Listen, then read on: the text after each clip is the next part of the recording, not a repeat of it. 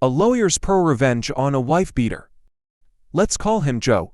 I have to call him something, the man I ruined, but I can't call him by his real name, so let's call him Joe. Joe was a wife beater. I was hired by Joe's brother-in-law, the brother of the wife that Joe beat. My client was also Joe's ex-business partner.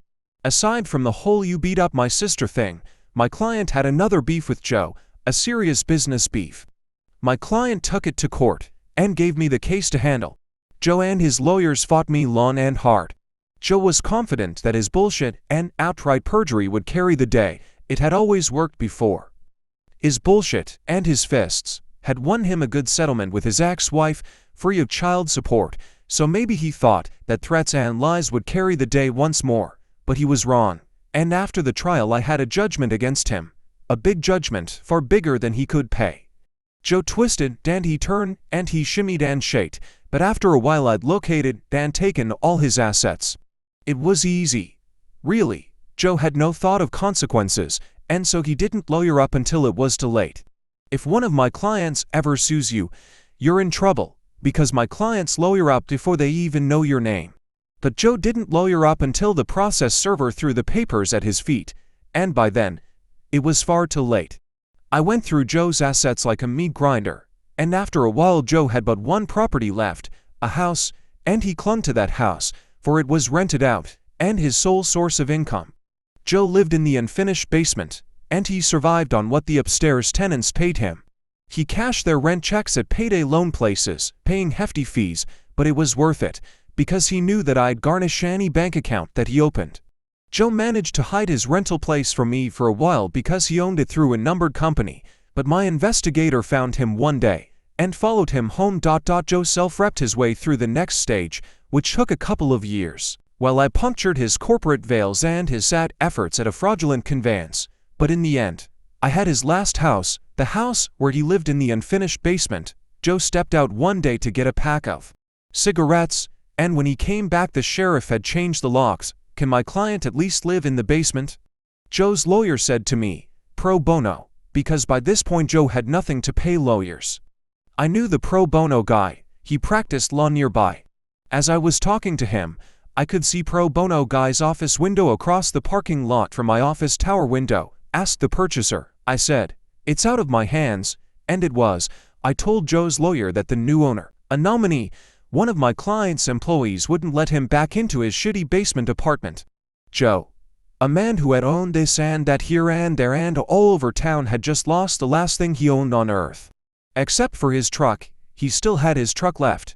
Joe's truck was this big-ass gas-guzzling beast that he drove around in. It was too old and too frail to be worth seizing, so I let Joe keep it, and I was glad I did that, because now the truck was where Joe slept. Until he made a mistake, and lost his truck, too.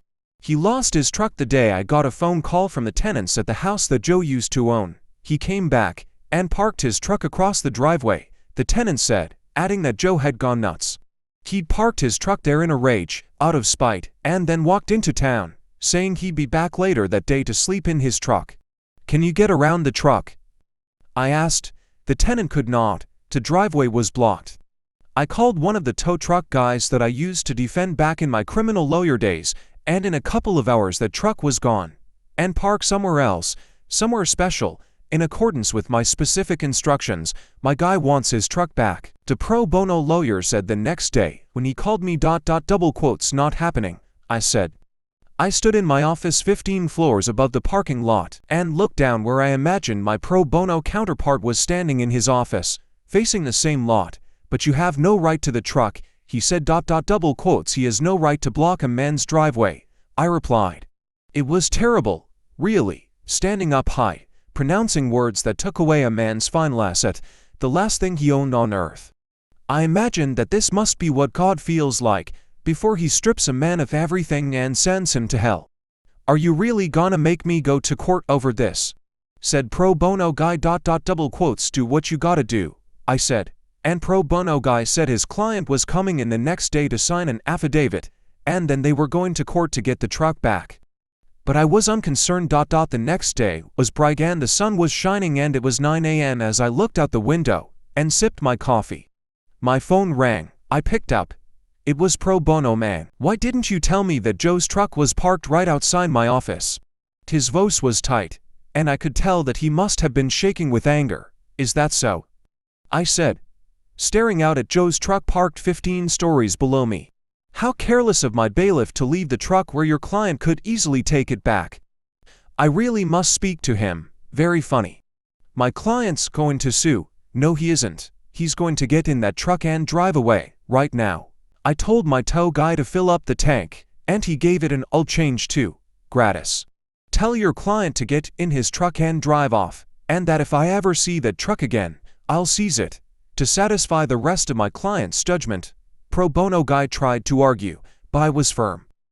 Then I put the phone down and picked up my coffee. A few minutes later, Joe walked out of his lawyer's office and over to his truck. As he walked, I saw that there was no longer a bounce to his step. The Joe I had gone out of him. Joe wasn't the first guy I ruined, and he won't be the last, but he is the only one whose final ruin I witnessed from on high, from my office. And it was one of the most powerful experiences of my life, watching a man walk to his truck, knowing that I had stripped him of everything else he had, and that he owed his possession of his last asset, his truck, to my mercy. Joe drove away, his big-ass ancient truck spilling clouds of smoke from the exhaust. I was pretty sure I'd never hear from him again, and I never did. Subscribe.